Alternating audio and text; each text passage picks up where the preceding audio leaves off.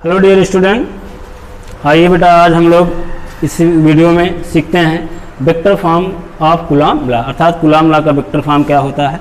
Last video में हम लोगों ने पढ़ा था कूलॉम लॉ के बारे में, जिसमें हमने आपको बताया था बेटा कि अगर दो पॉइंट चार्ज एक दूसरे से कुछ डिस्टेंस पे रखे गए हैं, यहाँ पे जैसे हमने कंसिडर किया पॉइंट चार्ज क्या है बेटा Q1, दूसरा पॉइंट चार्ज क्या है Q2, दोनों r डिस्टेंस पर हैं एक दूसरे से, तो इनके बीच में क्या लगता है, इलेक्ट्रिक फोर्स लगता है और उसकी वैल्यू आई थी बेटा F is equal to KE Q1 Q2 upon R square. अब आज हम इसी रूल को वेक्टर फॉर्म में देखेंगे किस तरह से ये होगा। तो चलिए बेटा, हमने मान लिया यहाँ पे कंसिडर किया कि दो पॉइंट चार्ज हैं Q1 और Q2 जो कि एक दूसरे से क्या है बेटा r डिस्टेंस पे रखे गए हैं। यहाँ पे हमने माना बेटा दो पॉइंट चार्ज कौन कौन से हैं, Q1 और दूसरा पॉइंट चार्ज क्या है Q2 है। Q1 का जो पोजीशन वेक्टर है उसको हमने मान लिया बेटा कितना है R1 वेक्टर, और Q2 का पोजीशन वेक्टर कितना है R2 vector.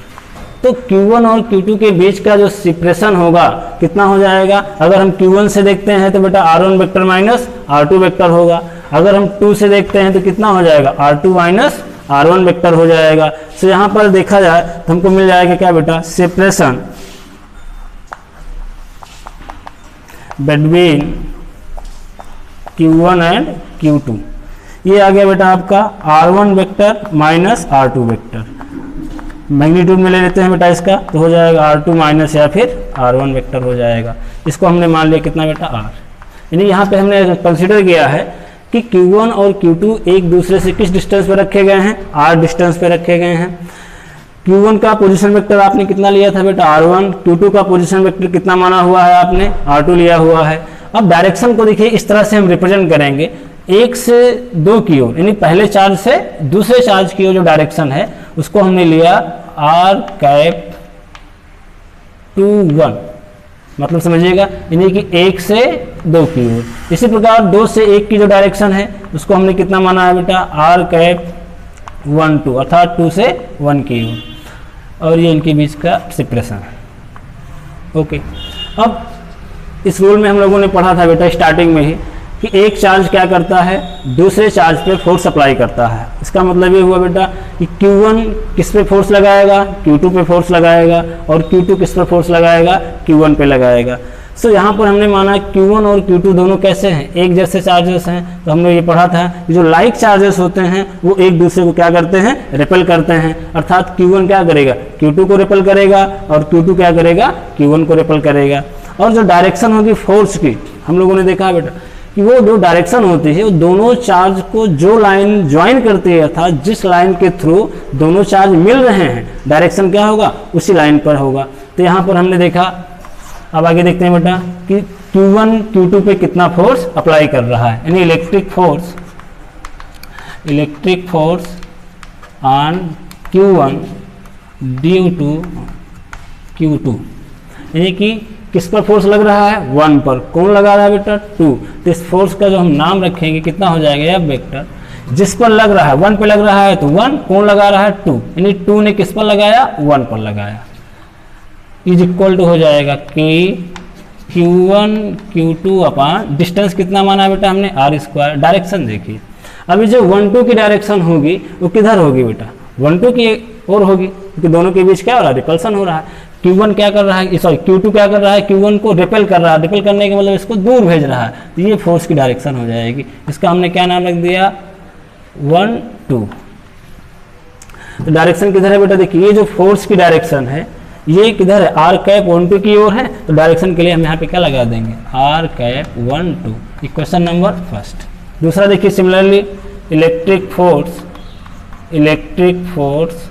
On Q2 due to Q1, यानी अब फोर्स किस पर लग रहा है 2 पर, कौन लगा रहा है बेटा 1 लगा रहा है, तो इसका नाम क्या हो जाएगा यह वेक्टर। 2 पे लग रहा है तो 2, लगाने वाला कौन 1, इज इक्वल टू हो जाएगा constant Q1 Q2 upon distance R है हमारा इंटू डायरेक्शन। देखिए अब यहाँ पे जो F21 होगा, यानी पहला वाला जब दूसरे पे फोर्स लगाएगा तो पहला क्या करेगा, ये दूसरे वाले को क्या करेगा रिपेल करेगा। जब रिपेल करेगा तो रिपेल करने का मतलब इसको दूर भेज रहा है बेटा, तो डायरेक्शन किधर हो जाएगा ऐसे आउटसाइड, ये डायरेक्शन हो गई। F वेक्टर F21 की। अब हम यहाँ पे देखते हैं कि जो ये F वेक्टर 21 यानी जो फोर्स है, इस फोर्स की डायरेक्शन किधर है बेटा, r⁻21 की ओर है, तो यहाँ पे डायरेक्शन क्या रख देंगे, r⁻21। ये हो गया क्वेश्चन नंबर 2। अब यहाँ पर हम लोगों ने पढ़ा है क्लास 11th में ही, बट यहाँ पर अगर देखा जाए बेटा तो r⁻12 और r⁻21 दोनों ही क्या है, यूनिट वेक्टर है। दोनों ही क्या है बेटा, यूनिट वेक्टर। ये डायरेक्शन बताता है 1 से 2 की ओर और ये डायरेक्शन बताता है 2 से 1 की ओर। तो अगर देखा जाए, अगर इन दोनों में से हम किसी एक में क्या करें बेटा, माइनस से मल्टीप्लाई कर दें तो डायरेक्शन क्या हो जाएगा, अपोजिट हो जाएगा। कहने का मतलब देखिए ये किसकी डायरेक्शन है बेटा, r⁻21 की, और ये किसकी डायरेक्शन है, r⁻12 की। अब अगर हम इसमें क्या करें, इस 12 में माइनस से मल्टीप्लाई कर दें तो डायरेक्शन क्या हो जाएगा, चेंज हो जाएगा। तो चेंज करने के लिए कहने का मतलब ये हुआ, यहाँ हमने माइनस लगाया तो जो तीर की दिशा है चेंज हो गई। अब देखा जाए तो दोनों वेक्टर क्या हैं, दोनों की डायरेक्शन कैसी है, सेम। इसका मतलब ये वैल्यू और ये वैल्यू आपस में कैसी हो गई, इक्वल हो गई। सो हम इसको ऐसे लिख सकते हैं, but r⁻21 is equal to minus r⁻12।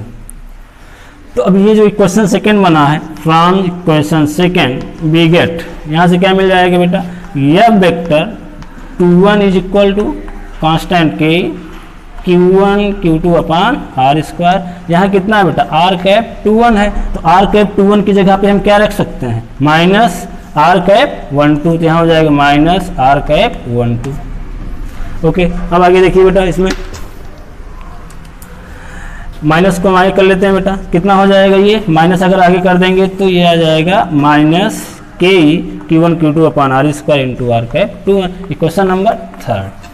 अब अगर आप कंपेयर करें इक्वेशन 3 का किसके साथ, फर्स्ट के साथ, तो ये जो वैल्यू है देखिए, यहाँ से यहाँ की वैल्यू ये पूरी वैल्यू किसके बराबर है बेटा, यह वेक्टर 1 2 के बराबर है। So from equation first and third, from equation first and third we get, क्या मिल जाएगा बेटा, देखिए F vector 21 is equal to, अब ये जो पूरी की पूरी वैल्यू है इसको हम रिप्लेस कर देंगे, किससे रिप्लेस कर देंगे बेटा, एफ वेक्टर 1 2 से, एफ वेक्टर 1 2, और यहाँ पे किसका सिंबल लगा हुआ है, माइनस का।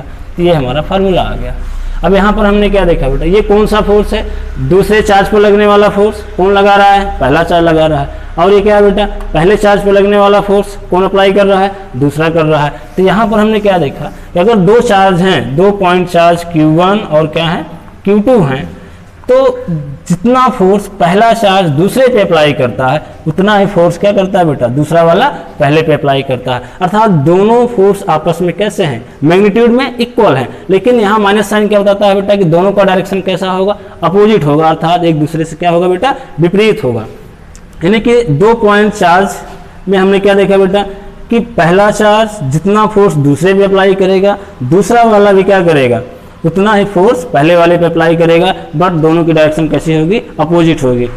यहाँ पर देखिए बेटा, और ये चीज़ क्या था बेटा, न्यूटन का थर्ड लॉ भी है, जिसमें हम लोगों ने पढ़ा है कि दो ऑब्जेक्ट एक दूसरे पे क्या करते हैं, इक्वल और अपोजिट फोर्स अप्लाई करते हैं। तो यहाँ पे हमने देखा बेटा जो कूलाम का लॉ है वो न्यूटन के थर्ड लॉ को क्या करता है, फॉलो करता है। अर्थात पहला दूसरे पे जितना फोर्स लगाएगा, दूसरा वाला पहले पे भी क्या करेगा, उतना ही फोर्स लगाएगा, बस क्या चेंज हो जाएगा उसका बेटा, डायरेक्शन। सो यहाँ पे हम लिख सकते हैं coulombs law, coulombs law, coulombs law follow Newton's third law, Newton's third law. Okay बेटा, ये है हमारा vector form of Coulomb's law. अब इसके आगे थोड़ा सा और देख लीजिए बेटा, ऐसे ब्रीफ में फिगर में हमने देखा था, यहाँ पर कुछ केस बनेंगे, 2 पॉइंट चार्ज हैं Q1 और Q2। अगर दोनों कैसे हैं बेटा, एक जैसे चार्ज हैं, अर्थात दोनों या तो प्लस हैं या फिर दोनों क्या है बेटा, माइनस हैं। यानी अगर दोनों लाइक चार्जेस हैं तो इनका जो प्रोडक्ट होगा अर्थात Q1 इंटू Q2 ये क्या होगा, 0 से बड़ा होगा। अगर दोनों माइनस माइनस हैं, दोनों का मल्टीप्लाई करेंगे बेटा तो क्या आएगा आंसर, प्लस में आएगा। अगर दोनों प्लस प्लस हैं, मल्टीप्लाई करेंगे तब भी क्या आएगा, प्लस में आएगा। यानी कि Q1 और Q2 क्या है, 0 से बड़ा होगा। कब होगा ऐसा, जब दोनों चार्ज कैसे होंगे, लाइक होंगे। तो यहाँ पे हो जाएगा for like charges, for like charges. Q1 Q2 क्या होगा, 0 से बड़ा हो जाएगा। तो इन दिस केस क्या होगा, जो डायरेक्शन होगी अर्थात दोनों इन दोनों के बीच लगने वाला फोर्स होगा वो कैसा होगा बेटा, रिपल्सिव होगा। यानी फोर्स का जो नेचर है, नेचर ऑफ फोर्स कैसा हो जाएगा, रिपल्सिव हो जाएगा। दूसरा केस ये होता है बेटा कि अगर दोनों चार्ज कैसे अनलाइक है, अर्थात एक पॉजिटिव है दूसरा कैसा है, नेगेटिव है, या पहला वाला नेगेटिव है दूसरा वाला क्या है, पॉजिटिव है। So for unlike charges Q1 Q2 क्या होगा बेटा, लेस देन होगा 0 से, अर्थात Q1 और Q2 का जो प्रोडक्ट है वो 0 से क्या होगा, छोटा होगा। इस केस में जो फोर्स का नेचर होगा वो कैसा होगा, अट्रैक्टिव होगा। ओके, ये था बेटा कूलॉम का वेक्टर फॉर्म जो हम लोगों ने सीखा आज की वीडियो में। बाकी नेक्स्ट वीडियो में पढ़ाया जाएगा बेटा।